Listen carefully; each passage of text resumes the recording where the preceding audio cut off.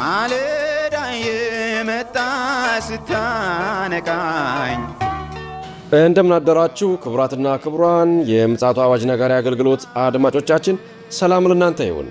የማለዳ ቁርሳችንን አሁን ጀምረናል። አዘጋጅ እና አቅራቢ ፓስተር አለማየሁ ነሞ። መልካም ጊዜ ሆነላችሁ። ከሕይወት ምንጭ ውሃ ስታረካኝ ሰላም ጤና ይስጥልን። እንደምናደራችሁ። ይህ በምፅዓቱ አዋጅ ነጋሪ አገልግሎት እየተዘጋጀ የሚቀርብላችሁ የማለዳ ቁርስ ፕሮግራማችን ነው። ወደ ዛሬው የማለዳ ቁርስ ፕሮግራም ከማለፋችን በፊት ይህንን ፕሮግራም ለእግዚአብሔር ለአምላካችን አሳልፈን እንሰተን እግዚአብሔር ደግሞ ይህን ማለዳ ስለሰጠን አብረን አመስግነን እንጀምራለን። የዘላለም አምላክ እግዚአብሔር ሆይ ስለዚህ ማለዳ ስለ ምሕረትህና ስለ ቸርነትህ ስለ በጎነትና ስለ መልካምነት ሁሉ በጌታ በኢየሱስ ክርስቶስ ስም እናመሰግናለን። ነው ደግሞ ይህ ማለዳ በምሕረትና በቸርነት ስለሰጠን ክብር ምስጋና ላንተ ይሁን። ጌታ እግዚአብሔር ሆይ በዚህ ማለዳ ደግሞ ወደዚህ ፕሮግራም የሚሳተፉትን እህቶችና ወንድሞችን እንድትባርክ እግዚአብሔር ሆይ በነገር ሁሉ እንድትረዳቸው ጸጋ ምሕረትንና ቸርነትን ሁሉ እንድታበዛላቸው በክርስቶስ ኢየሱስም እጠይቅሃለሁ። ማንኛውም ጌታ እግዚአብሔር ሆይ በእነሱ ላይ ያለ የሐዘን መንፈስ ቢሆን የጭንቀት መንፈስ ቢሆን በክርስቶስ ኢየሱስም የተነቀለ ይሁን። እግዚአብሔር የዘላለም አምላክ በቁስልህ እንድዳብሳቸው ደዌያቸውን ከነሱ ላይ እንድታነሳ በበረከትህ እንድትጎበኛቸው በክርስቶስ ኢየሱስም ጠይቃለሁ። አንተ መልካም ቸር ሩህሩህ አባትና አምላክ ነህና ክብርና ምስጋና ላንተ ሰጥሃለሁ። ደግሞ በዚህ ማለዳ ሕያውና ቅዱስ የሆነውን ቃልህን እንድትባርክልን፣ በቃልህ እንድታስተምረን፣ ዓይኖቻችንን እንድትከፍትልን፣ በጸጋህ እንድታገዘን፣ አቅም፣ ጉልበት፣ ብርታት እንድትሆነን በኢየሱስ ክርስቶስ ስም ላንተ ይህን ማለዳ አሳልፈን እንሰጣለን። እንሆ ደግሞ ቃልህን ባርክልን። ሁሉ ለስምህ ክብር ይሁን። ስለ ሁሉ ነገር ተመስገን። ሁሉም በእጅ ሰጠን። በጌታ በኢየሱስ ክርስቶስ ስም አሜን። እንግዲህ እየተመለከትን ያለነው የኤፌሶን መጽሐፍ ምዕራፍ 4 ነው። ምዕራፍ 4ን በትናንትናው ዕለት እየተመለከትነው እንደ ጌታ አንድ ጌታ፣ አንድ ሃይማኖት፣ አንዲት ጥምቀት አለ የሚለውን ሐሳብ ነበረ ለመመልከት የሞከርነው። እንግዲህ ሁለት ጌታ የለም። ለሁለት ጌቶች መገዛት ደግሞ አንችልም። ሁለት ሕይወት የለም። አንድ ሕይወት ነው ያለው። አንዲት ጥምቀት ነች። እሷም በመንፈስን ቅዱስ የተጠመቅንባት። ዮሐንስ ሲናገር ምን አለ? እኔ በውሃ ጠምቃለሁ፣ እሱ ከኔ በኋላ የሚመጣው ግን የእግሩን ጥፍር ልትፈቱት የማልችለው በእሳት ያጠምቃችኋል አለ። እንግዲህ ያለው ጥምቀት አንድ ነው። ያለው ጌታም ደግሞ አንድ ነው። ያለን ደግሞ ሕይወት አንድ ነው። ሺህ ሕይወት የለንም፣ ሺህ ጌታ የለንም። በአንድ መንፈስ ነው የተጠመቅነው። ይህንን ልብ እንልን ያስፈልጋል። ዛሬ ብዙ ሰዎች በልባቸው ብዙ ጌቶች ይዘው ይሄዳሉ። አይነኬ ነገራቸው አለ። ያንን ነገር ከነካችሁባቸው ጌታቸው ስለሆነ ምንም ከማድረግ የማይመለሱ፣ ምክንያቱም የነሱ ጌታ ያ ስለሆነ። እኔ በጣም የሚደንቀኝ ጌታ ኢየሱስ ክርስቶስ በማቴዎስ ወንጌል ምዕራፍ 6 ላይ ሲያስተምር ለሁለት ጌቶች መገዛት አትችሉም፣ አንዱን ትወዳላችሁ ወይ አንዱን ትጠላላችሁ ያለው ቃል በጣም ይገርመኛል። ይህም ምንድን ነው አለ? ገንዘብ ነው አለ። ገንዘብ አምላክ መሆኑንና ጌታ መሆኑን ሰዎች እንዴት እንደሚያመልኩት፣ እንዴት እንደሚሰግዱለት፣ እንዴት እንደሚበረከኩለት፣ እንዴት እንደሚገዙለት ስታዩ ይገርማል። በተለይ በዚህ ዘመን ብዙዎች ገንዘብ ያገኙ እንጂ ማንም ቢጠፋ ግድ የላቸውም። ስለ ሰዎች ግድ የላቸውም። ስለ መዳን ግድ የላቸውም። ተመልከቱ።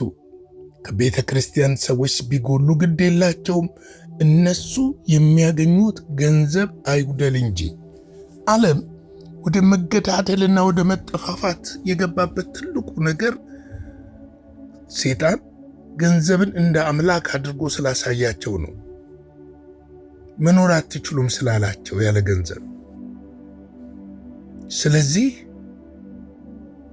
ይህ ጌታ እንደሆነ እወቁ። ገንዘብ ለዚህ ነው ገንዘብን ተጠቀሙበት፣ ተገልገሉበት፣ ግዙበት፣ ሸምቱበት፣ ግን አታንግሱት፣ ግን ጌታ አታድርጉት።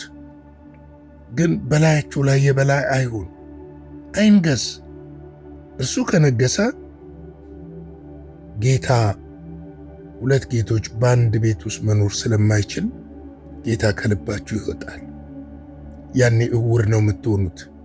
ስለ ገንዘብ ብላችሁ ምንም ነገር አድርጉ ብትባሉ ታደርጋላችሁ። ስለዚህ በዚህ በመጨረሻ ዘመን ደግሞ አንዱ ቤተ ክርስቲያን እየተወዘወዘች ያለችውና እየተፈተነች ያለችው በገንዘብ ምክንያት ነው። ሰይጣን ይህንን ከጀርባ ሆኖ ገንዘብን ጌታ አድርጎ አቅርቦላቸዋል። ስለዚህ ብዙዎች ለገንዘብ ሰግደዋል፣ ገንዘብን ተከትለው ጠፍተዋል። በገንዘብ ራሳቸውን ሕሊናቸውን ሸጠውታል። ይሁዳ እኮ በ30 ዲናር የሸጠው ለገንዘብ ብሎ ነው። ዛሬስ ታዲያ በዚህ ጊዜ በዛን ጊዜ እንኳን በ30 ዲናር ይሁዳ ኢየሱስን ከሸጠ ዛሬ ሰዎች ኢየሱስን አይሸጡም ብላችሁ ታስባላችሁ? በደንብ ነው የሚሸጡት። ስለዚህ ይህንን ልናስተውልና ልንገነዘብ ያስፈልጋል። አንዲት ሕይወት ነች ያለችን። አንድ ጊዜ ነው የምንኖረው። ለዘላለም ቤት ተዘጋጅቶልናል። ስለዚህ የምድር ኑሯችን ላይጣፍጥ ሊመርብን ይችላል። ነገር ግን ጸንተን ሕይወታችንን ጠብቀን ለጌታ ቀን ለመብቃት ራሳችንን ማዘጋጀት አለብን ማለት እወዳለሁ። ዛሬ እንመለከት ቁጥር 6ን ቀጣዩን ክፍል እንመልከት እስቲ። ከሁሉ በላይ የሚሆን በሁሉ የሚሰራ በሁሉ የሚኖር አንድ አምላክ አለ፣ የሁሉም አባት ይላል። ሃሌሉያ! ከሁሉ በላይ የሚሆን ወገኖቼ፣ መጽሐፍ ቅዱስ ሲነግረን ሰማይንና ምድርን የፈጠሩት ሰዎች አይደሉም። ዮሐንስ ወንጌል ላይ ሄደን ብንመለከት ሁሉ በእርሱ ሆነ ይላል። እስቲ እንመልከተው። እሱን ክፍል ሄደን እንመልከትና እንመለሳለን። ዮሐንስ ወንጌል ምዕራፍ 1 ላይ ቁጥር 3 ላይ የእግዚአብሔር ቃል ምንድን ነው የሚለው? እስቲ ምዕራፍ 1 እንደዚህ ይላል፣ ሁሉ በእርሱ ሆነ፣ ከሆነውም እንኳን አንዳች እንኳ ያለ እርሱ አልሆነም።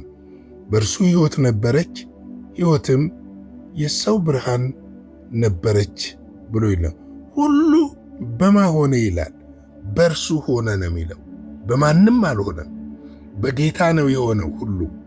ሁሉ ደግሞ ለጌታ ክብር ነው የሆነው። በመጨረሻው ዘመን እኮ የእግዚአብሔር ሐሳብ ሁሉም በክርስቶስ ኢየሱስ መጠቅለል ነው። ያ ሐሳብ ደግሞ እንዴት ነው የሚጠቀለለው ብለን ስንመለከት ሁሉ የእርሱ ስለሆነ፣ ሁሉ በእርሱ ስለሆነ ደግሞ የሁሉ ጌታ የሁሉ አምላክ እሱ ነው። እሱ ደግሞ ከሁሉ በላይ ነው፣ ፈጥሮታልና። ፈጣሪ ስለሆነ፣ የፈጠረው እሱ ስለሆነ፣ ባለቤቱ እሱ ስለሆነ፣ እሱ የሁሉ አምላክ ስለሆነ፣ ስለዚህ ነው ከሁሉ በላይ የሚሆነው በሁሉ የሚሰራ ይላል። በሁሉ ደግሞ የሚኖር አንድ አምላክ አለ። ያ የሁሉ ምንድን ነው ይላል? አባት ነው ይላል። የሁሉ አባት ነው። ለዚህ ነው እኮ ጳውሎስ በሮሜ ላይ ምዕራፍ 8 ላይ ሲናገር አባ ብለን የምንጮህበትን የልጅነት መንፈስ ተቀበልን ይላል። ለዚህ ነው እግዚአብሔር አባታችን ነው የምንልበት ትልቁ ምክንያት ከእርሱ ዳግም ስለተወለድን ነው። ለዚህ ነው ጌታ ኢየሱስ ክርስቶስን እንኳን ይሄ እግዚአብሔርን አባቴ ይላል ብለው ሊወግሩት የተነሱት። ምክንያቱም አባታችን ብለው ሊጠሩት አልደፈሩም። ነገር ግን እኛ ደግሞ ዳግም ስለተወለድን እናንተ ልጆች ናችሁ ተብለናል። ልጅ ከተባልን ደግሞ ልጆች ነን። ልጆች ከሆነ ደግሞ አባታችን እርሱ ነው። አባታችን እርሱ ከሆነ ደግሞ በእኛ የሚሰራ እርሱ ነው ማለት ነው። እርሱ ነው በሁላችን የሚኖር እርሱ ነው። አንድ አምላክ አለ። ከላይ ከአንድ መንፈስ እንደጠጣን ሁሉ አንድ አባት ነው ያለን። በክርስቶስ ኢየሱስ ያመን ሁላችን አንድ አባት አለን። እግዚአብሔር ነው አባታችን። ወደ ፍቅሩ ልጁ መንግሥት አፈለሳቸው ሲል ወደዛ መንግሥት የፈለስነው ልጆች ሆነን የአባታችን ወራሾች እንድንሆን ነው። መጽሐፍ ቅዱስ በግልጽ የሚነግረን ይሄን ነው። የተጠራ ነው ለከበረ ነገር እንደሆነ ልናውቅ ያስፈልጋል። በምድር የምናያቸው የምንመለከታቸው ነገሮች ሁሉ ድንገት እንደ ጥላ የሚያልፉ ነገሮች ናቸው። ዛሬ ሰዎች የሚንበረከኩላቸው ነገር ነገ ያልፋሉ። ወይ እነሱ ጥለውት ያልፋሉ፣ ወይ የተንበረከኩለን ነገር ያልፋቸዋል። ከሁለት አንዱ አይቀርም።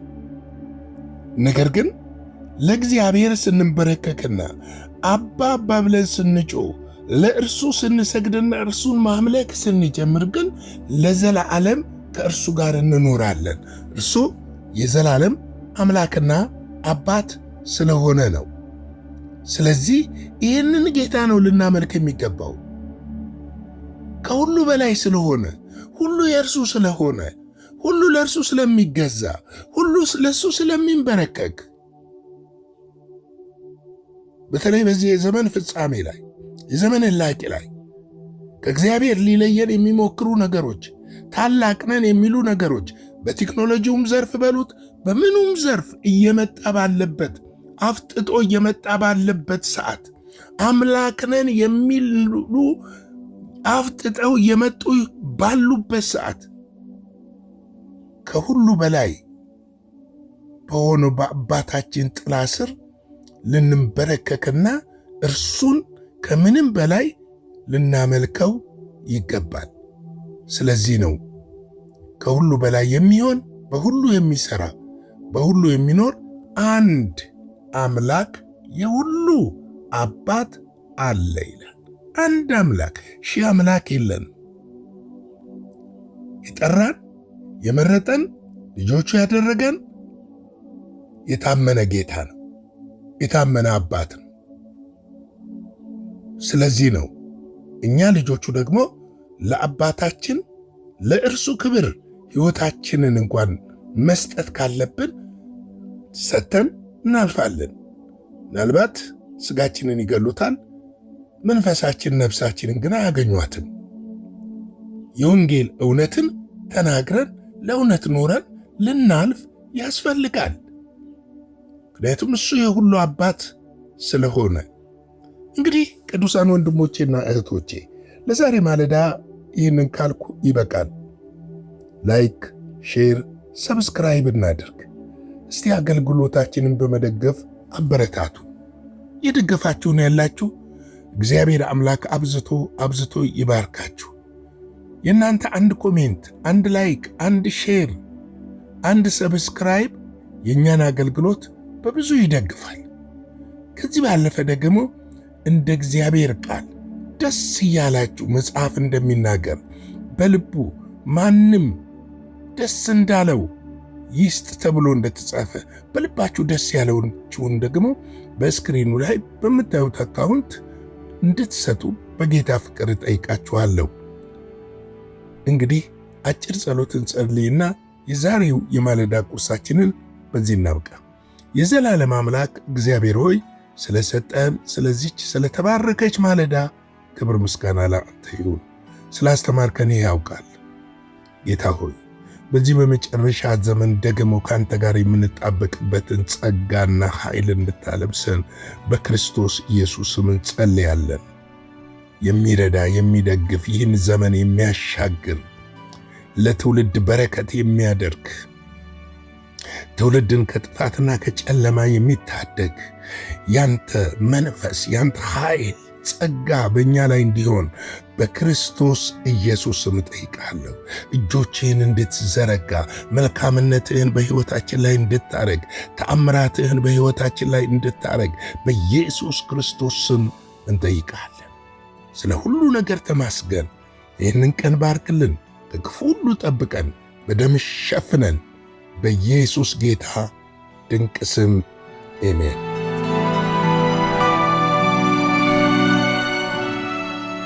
በነበረን የመልእክት ክፍለ ጊዜ እንደተባረካችሁ ተስፋ እናደርጋለን። በነገው ማለዳ በሌላ ዝግጅት እንገናኛለን። መልካም ቀን።